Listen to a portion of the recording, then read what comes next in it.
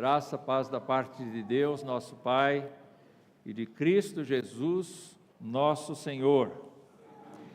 Nós estamos trabalhando à noite numa série baseada no livro de Ruth. Eu convido você a abrir a sua Bíblia no livro de Ruth, no primeiro capítulo deste livro.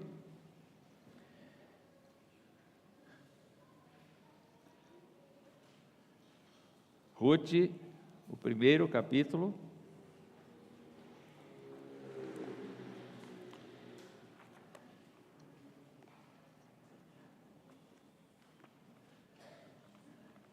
Enquanto vocês localizam o texto, chegou às minhas mãos um pedido de oração em favor da vida do seu Zelão, sogro do Rubens, que está internado há 28 dias em coma. Então eu peço as suas orações em favor do senhor Zelão. Ruth, capítulo 1. A partir do verso 6 deste capítulo, meia dúzia. E diz a Escritura: Então Noemi voltou da terra de Moabe com as suas noras, porque ainda em Moabe ouviu que o Senhor havia se lembrado do seu povo, dando-lhe alimento. Assim ela saiu do lugar onde havia morado, e as duas noras estavam com ela. Enquanto caminhavam, voltando para a terra de Judá, Noemi disse às suas noras: Vão agora e voltem cada uma para a casa de sua mãe, e que o Senhor seja bondoso com vocês, assim como vocês foram bondosas com os que morreram e comigo. O Senhor faça com que vocês sejam felizes, cada uma na casa do seu novo marido. E deu um beijo em cada uma delas. Elas, porém, começaram a chorar alto e lhe disseram: Não, nós iremos com a senhora para junto do seu povo.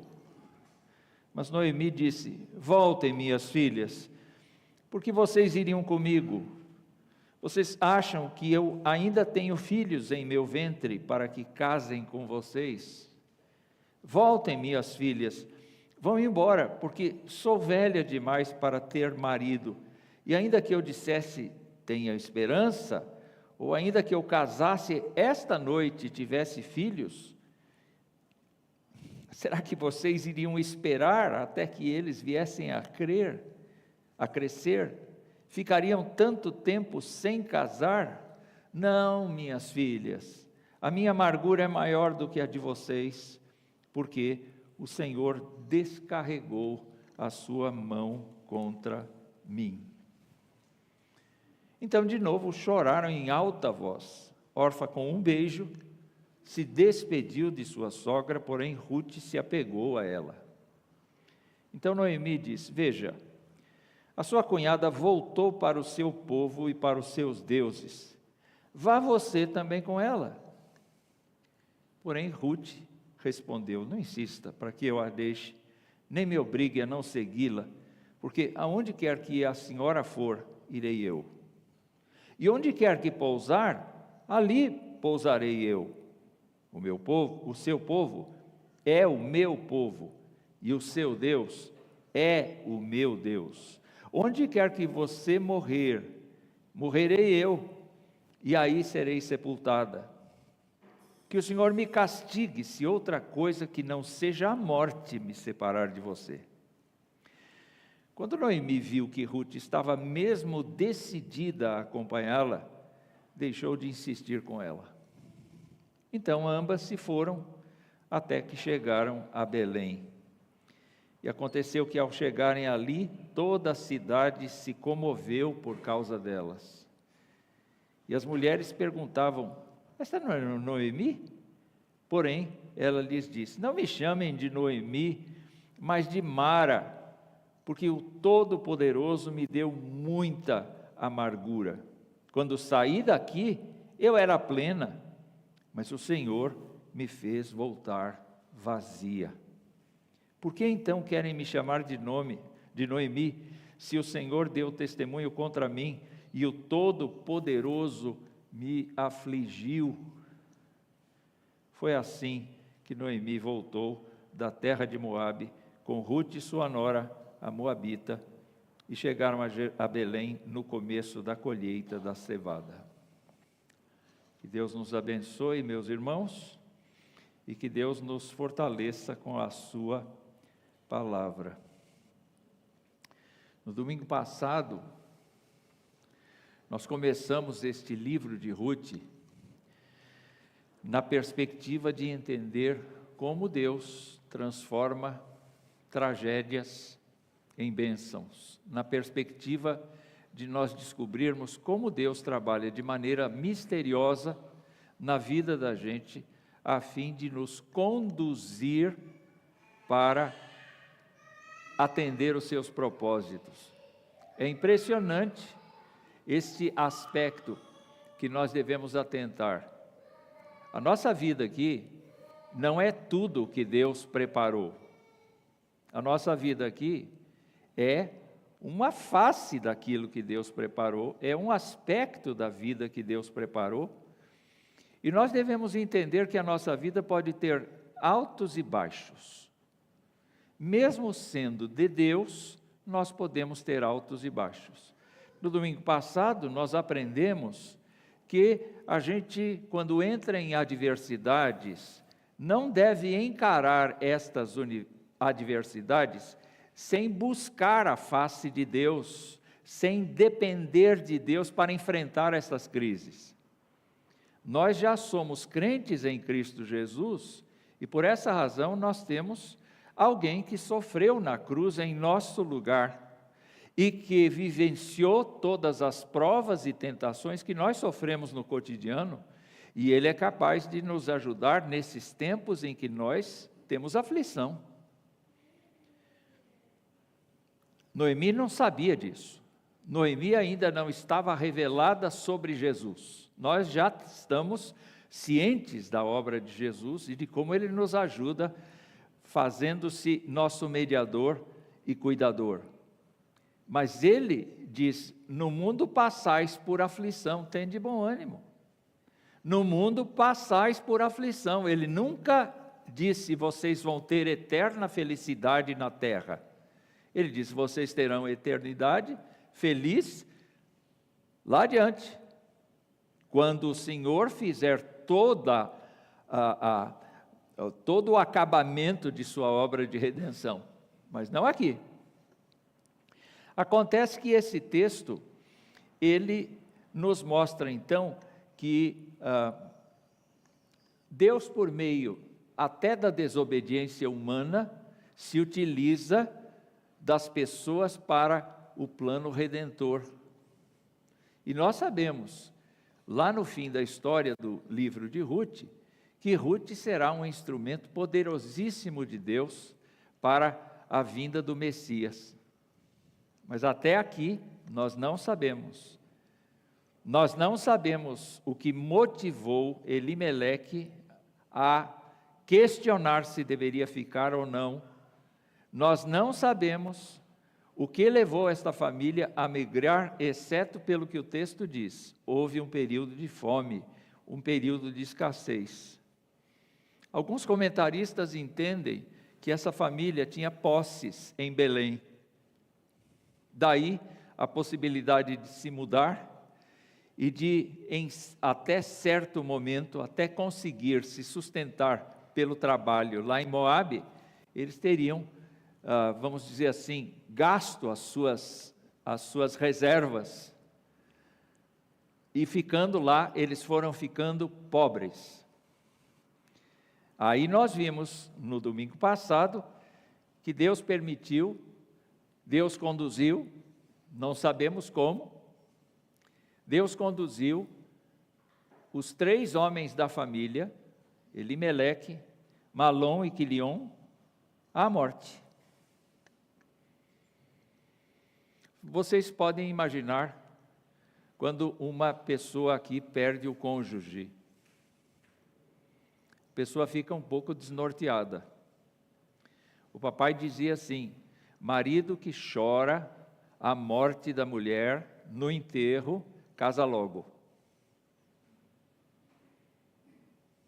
E é verdade. E é verdade. Homens que eu conheci, que choraram profundamente a morte de suas esposas, casaram depois de 1 ano, menos até. Homem que não chora a morte da esposa não casa de novo, continua viúvo. Mas as mulheres são difíceis de casar de novo, não são todas que querem enfrentar esse desafio outra vez, de casar com um homem. O que vemos aqui, meus irmãos, é que Noemi permaneceu viúva, com dor tremenda da perda do seu escudo, do seu reforço, do seu ombro amigo. Aí ela assistiu os seus filhos procurando noivas de uma terra estranha. Luiz Saião diz assim na sua meditação, diz assim: mamãe, estou namorando uma moabita. E Moabe era uma terra pagã. Havia textos da lei de Deus que mostravam com toda a clareza que um israelita nunca deveria adotar a religião dos moabitas. Não havia uma regra que não podia casar, mas havia uma regra que não podia adotar a religião dos moabitas, porque os moabitas eram pagãos. Ela Noemi, está na terra de pagãos, está viúva, os filhos estão casados com mulheres da terra pagã, e o que é que ela deve fazer? O que ela deve fazer? O texto nos mostra que as suas noras conheciam Javé. Conheciam Javé. Quer dizer, de alguma maneira, dentro daquela casa, a fé dos hebreus foi mantida. Isso é importante a gente observar. É importante que haja uma consciência de que nós estamos falando de uma mulher que não abandonou a fé. Mas nesse instante da vida dela, ela está sovada como um pão. Hoje de manhã se falou muito de comida, eu fiquei com vontade de repetir no sermão da noite, comida. A gente sova o pão, exatamente para ele ficar macio. Noemi está passando por um tempo em que ela está sendo sovada. Ela não conhece os planos de Deus, mas ela tem algumas ideias a respeito de Deus. Ela sabe perfeitamente que o Senhor, ela está dizendo, nos versículos 8 em diante, ela está dizendo para as noras, que o Senhor é bondoso, que Ele seja bondoso com vocês, que Ele seja leal com vocês, que Ele seja uma pessoa profundamente abençoadora. Ele diz: o Senhor faça com que vocês sejam felizes. Mas a premissa dela, nesse caso, está errada. Ela está tentando resolver o problema por ela mesma, porque ela está decepcionada com Deus.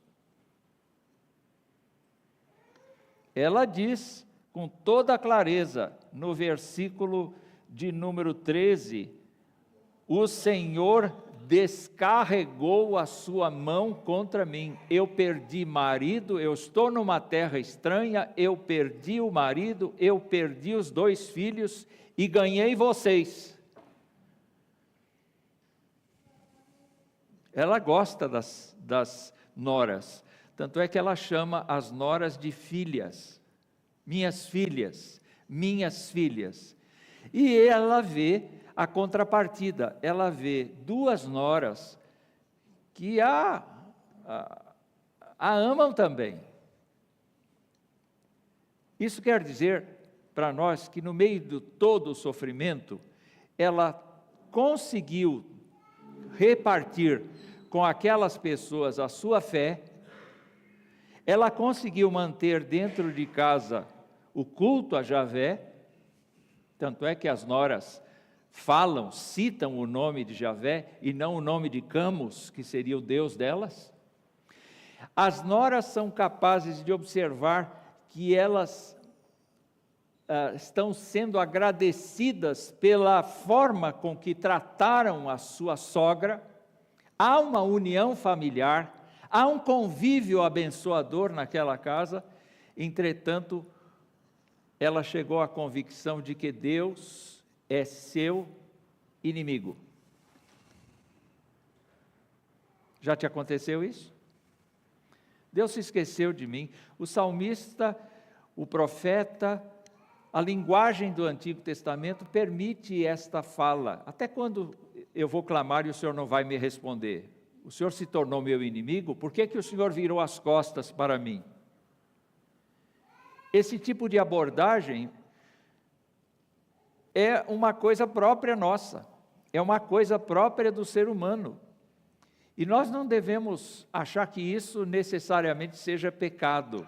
Nós não estamos dizendo que Noemi estava pecando quando ela dizia: Deus se tornou meu inimigo, Deus pesou a mão sobre mim, eu fui cheia para lá e estou voltando absolutamente vazia, eu estou sem propósito. O que eu mais quero é morrer na minha própria casa, na minha própria terra. O que eu desejo para a minha vida, para a vida acabar bem dentro de Belém Efrata. É isso que eu quero, eu não quero mais nada. Então, baseada nessa forma, nesta crise que ela está vivendo, é que ela começa a pensar em soluções pragmáticas para as suas filhas. E qual é a solução pragmática? Vão embora, voltem para a casa de suas mães. É interessante que no Antigo Testamento se dizia: vá para a casa do seu pai. Mas como era a terra pagã, um homem ali podia ter várias mulheres. E o melhor era mesmo as filhas voltarem para a casa de suas mães, aquelas que as geraram. Mas a perspectiva de Noemi é: vamos ver se vocês conseguem um marido novo com a ajuda de Deus, porque eu não posso dar mais filhos para vocês. Ela lembra da lei do levirato, em que um filho substitui o outro para suscitar a descendência daquele que morreu. Ela está, então, pensando em possibilidades humanas. E esse é um ponto importante. Quando a gente entra em crise e a gente tem a mentalidade de que Deus se esqueceu da gente, a gente toma remédio. A gente entra no tratamento. A gente procura, de certa maneira, tentar localizar uma solução que seja plausível dentro da nossa cabeça. Muitas vezes a gente não tem a paciência de esperar Deus se pronunciar.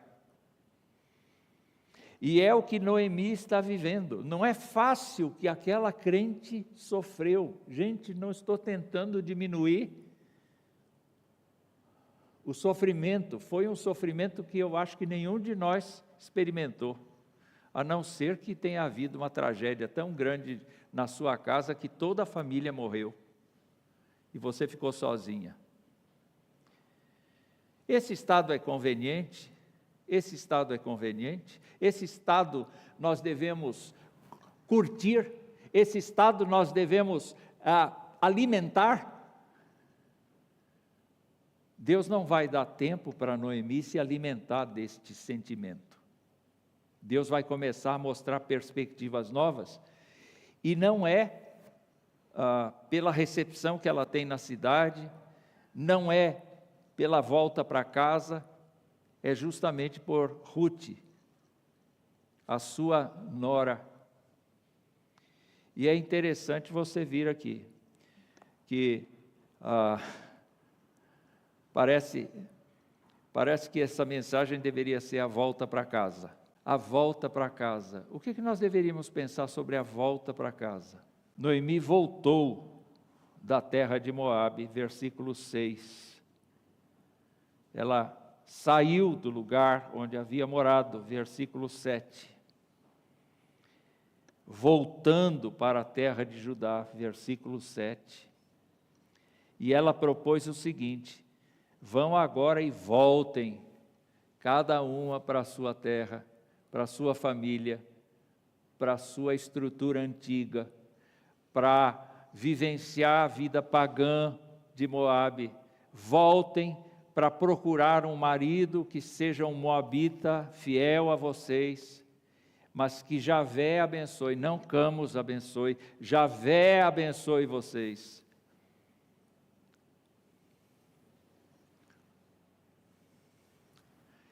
E vocês observam que as duas noras têm uma reação de querer acompanhar a sua sogra. Elas gostam da sogra. Isso é raro, né? Elas gostam da sogra. Elas consideram a sogra a mãe apropriada para elas. Eu queria dizer uma coisa para vocês: se você está passando uma crise pesada e é crente no Senhor Jesus Cristo, você continua sendo luz, mesmo que não se sinta bem para isso.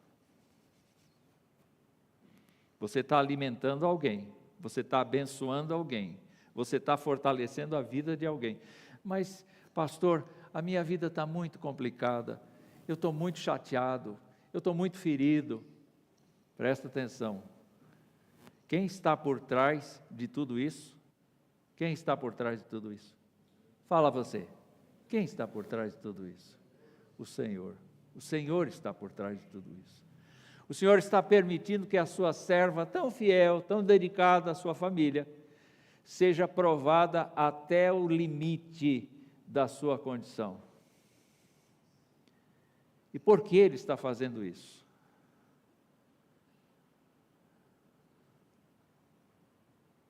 A Bíblia vai revelar, mas nesse tempo eles não sabem.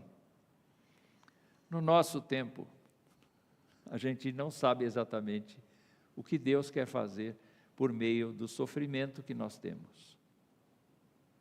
Nós precisamos abrir os olhos e dizer: Senhor, até quando o Senhor vai ficar calado? Até quando eu vou ficar sofrendo essa crise? Porém, Senhor, eu sei que o Senhor está no controle das coisas. Então eu bendigo o teu nome, ainda que triste, ainda que solitário, ainda que acabado, ainda que cheio de problemas. Eu quero, Senhor, dizer que o Senhor é a minha rocha, a minha fortaleza, o socorro bem presente nas tribulações. Eu quero, Senhor, ver a tua graça, me dá paciência, me dá perseverança. E é aquilo que foi dito na semana passada. Não se afaste de Deus, achando que as suas soluções ou as soluções que outras pessoas sugerem seja a solução. A solução está sempre em Deus. E nós olhamos para essa questão da volta outra vez e vemos que Noemi retruca. Olha, eu não posso dar a vocês filhos, então não adianta ficar esperando para casar com eles. A minha amargura é maior do que a de vocês. O Senhor descarregou a sua mão contra mim. Vocês ficariam tanto tempo sem casar, vocês precisam casar.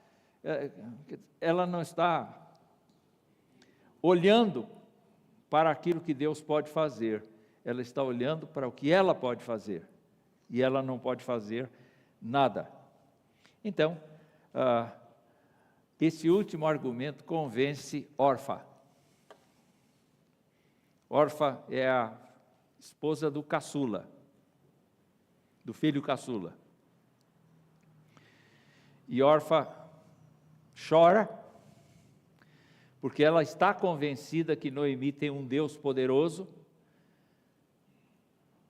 mas com um beijo ela se despede da sua sogra e vai embora. Ela volta.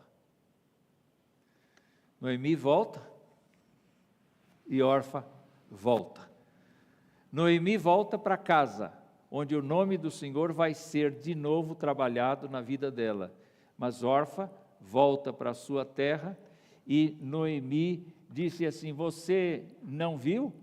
A sua cunhada voltou para o seu povo e para os seus deuses.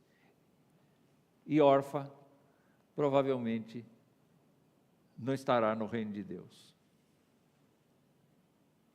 Mas ela não tinha, assim, o conhecimento de Javé? Tinha.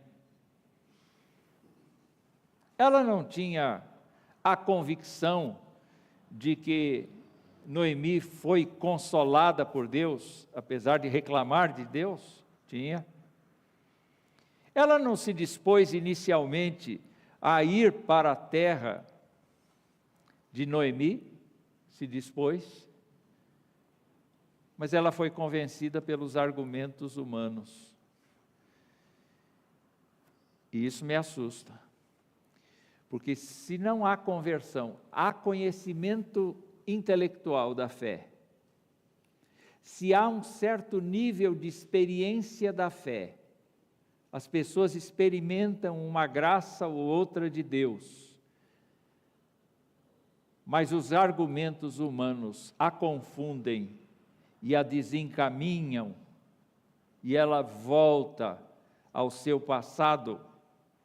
Convertida ela foi? Ela não foi.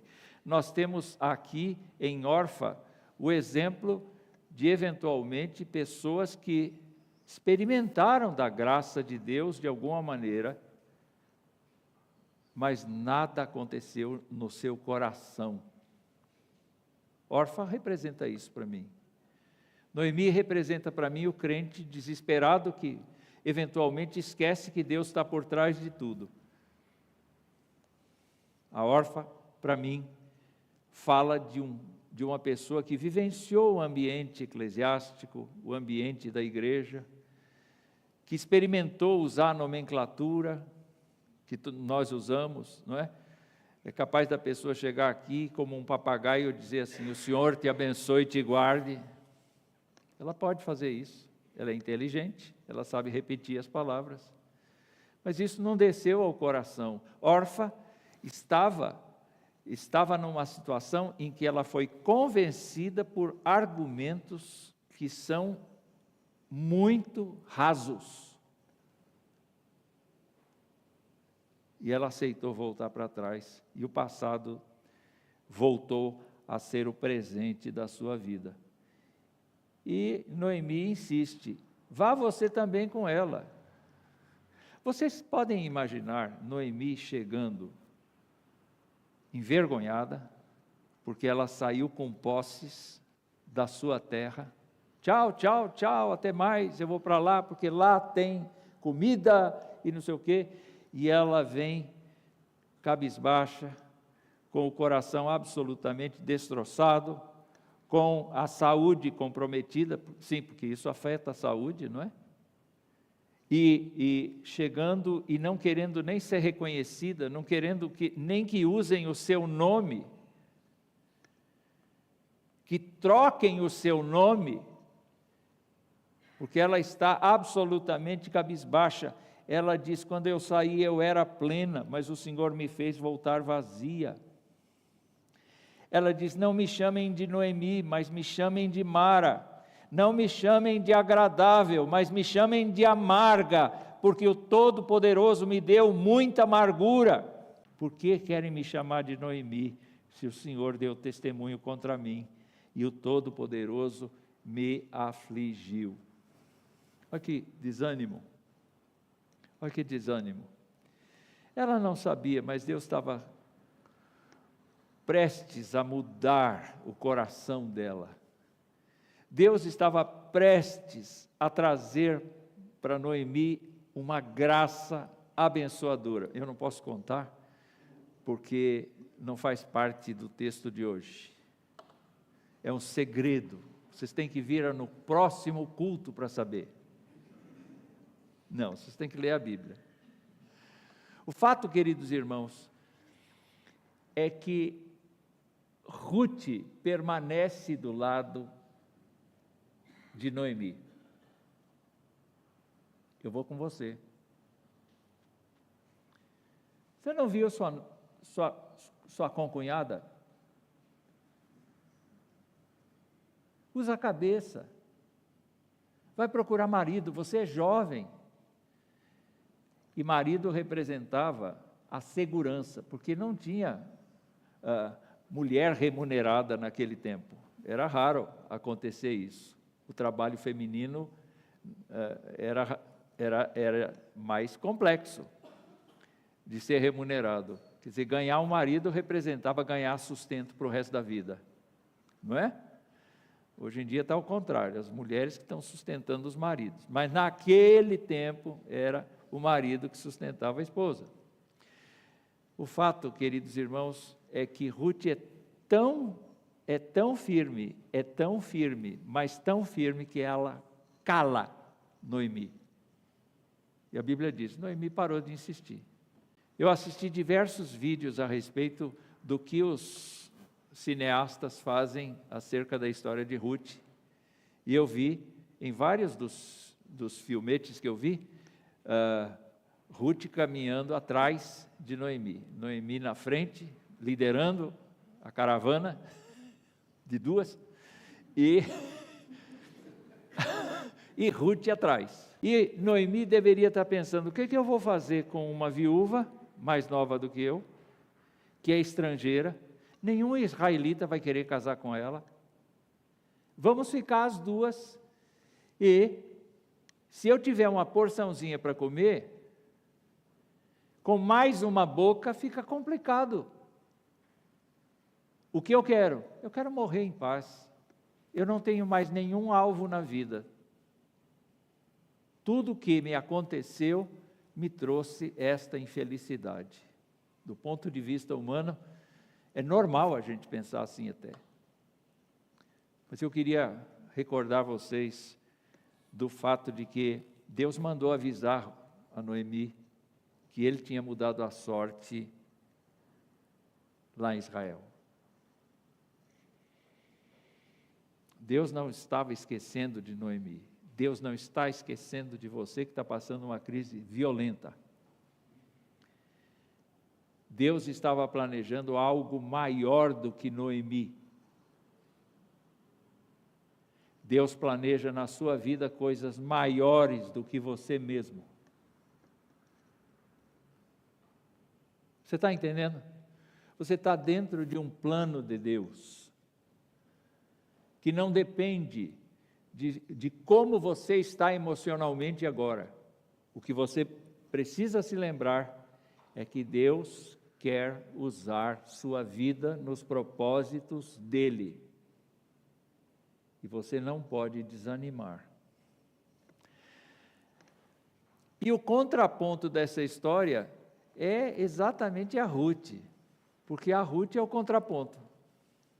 Não, eu vou ficar. Eu não vou voltar, é a única que não volta. Da trama, é a única que não volta. Vocês repararam nisso? Ela disse, eu não quero voltar. Eu não quero voltar. Para mim, o que significa essa vontade toda de Ruth, significa que ela realmente foi convertida a Javé. Ela é leal, e a gente pode exaltar a lealdade de Ruth e a Noemi, mas, meus irmãos, quem muda o coração é Deus. E Deus mudou o coração de Ruth. Por quê? Porque ela disse, olha, eu quero andar ao seu lado, porque eu fiz essa escolha de querer andar do seu lado, eu estou disposta a morrer no mesmo lugar que você morrer, tempos depois, obviamente, não é? Já reserva um lugar no seu túmulo, vai antes, depois eu vou, não é? Eu vou morrer no lugar onde você morrer, mas especialmente ela diz, o seu povo será o meu povo. E mais, e principalmente, o seu Deus, o Deus que você me mostrou nos tempos de aflição, nos tempos da sua crise, nos tempos da sua dificuldade, nos tempos da sua luta e da sua tristeza. Aquele Deus que você clamou e acha que não te ouve, é o Deus que eu quero para mim.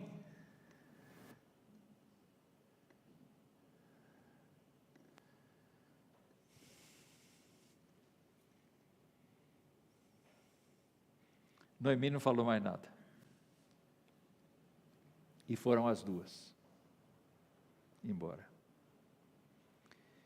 Eu quero dizer para você que esse texto fala ao meu coração para te dizer: insista na graça. Você não imagina como a sua confiança no Senhor, mesmo que você tenha uma tragédia na sua vida, vai fazer diferença na conversão de pessoas. Vai fazer na conversão de pecadores. Aguente firme, porque Deus tem um propósito com tudo isso. O apóstolo Paulo, quando trata da questão do sofrimento, ele diz uma coisa que me consola, 1 Coríntios 10, 13. E eu queria recordar isso com vocês. 1 Coríntios 10, 13, vai dizer assim: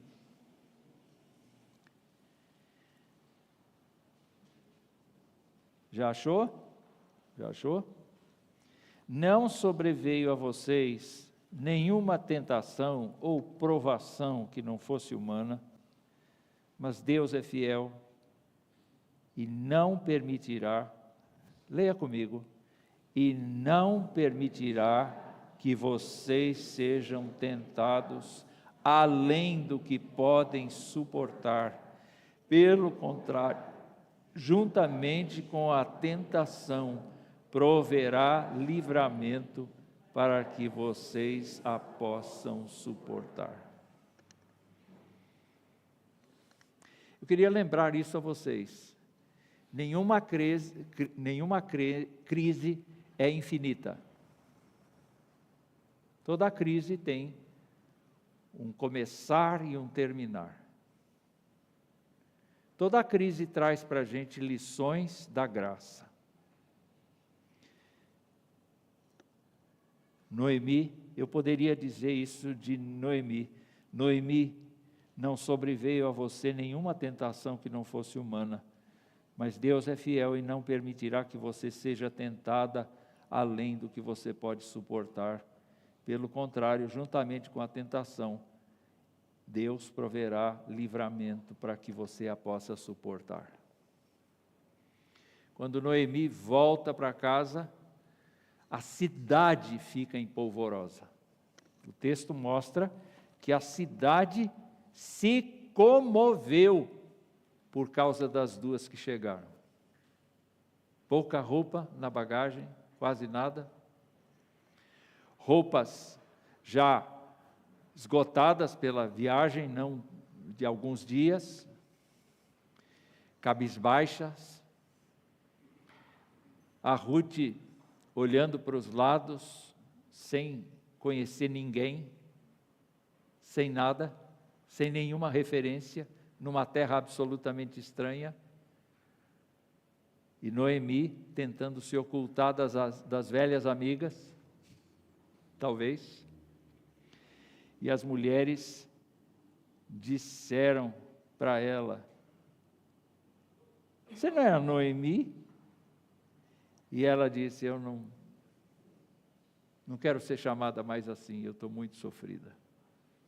Mas, meus irmãos, o texto adiante vai mostrar as janelas que Deus está abrindo, as portas que Deus está abrindo. Esse texto me ensina de que um crente pode chegar à exaustão na sua vida. Mas eu quero terminar falando da providência de Deus. Se Deus havia castigado Israel por causa de andar de qualquer jeito, e por isso deu fome a Israel, Deus permitiu certamente que essa família migrasse para Moabe para morar ali algum tempo. E na hora certa, na hora da maturidade, Deus trouxe de volta. No momento exato de que tudo precisava acontecer. Se vocês me perguntarem qual é a origem de Boaz, a origem de Boaz, segundo consta nas Escrituras, tem uma mãe que foi prostituta, Raabe.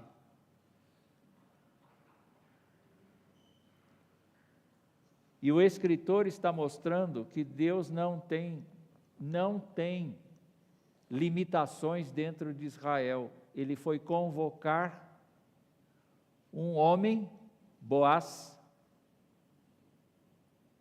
que é misto, é meio judeu, meio pagão, não no sentido da fé, no sentido da procedência. Ele é filho de uma mulher convertida, que não era judia. E Ruth vai ser uma mulher que é uma filha espiritual de Noemi e moabita. E com isso ele vai mostrar que o Messias não é só de judeus. O Messias é de judeus e gentios. Deus, na sua providência, permitiu a fome. Deus, na sua providência, permitiu a colheita da cevada. Deus, na sua providência, permitiu que Noemi fosse intensamente provada. Deus converteu o coração de Ruth e fez com que Ruth fosse o ponto de apoio de Noemi. E no decorrer da história, a gente verifica que o objetivo de Deus era usar estas mulheres para a sua glória.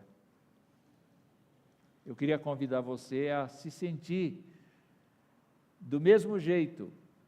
Deus está querendo usar você para a sua glória e na sua providência Ele está atuando em todas as áreas em volta de você. A história não está acontecendo a esmo, de forma aleatória, ela está acontecendo e dentro da sua vida Deus tem um propósito para ela. E você não pode esquecer disso. Ainda que passemos por aflições, ainda que vivamos de uma maneira difícil neste mundo, por crermos em Javé, por crermos em Jesus Cristo, por confiarmos na sua graça. Meus irmãos, que o Senhor desperte o nosso coração para a gente ser como Ruth. Eu quero o seu Deus, eu quero o seu Deus, eu quero a Deus, eu quero a Deus.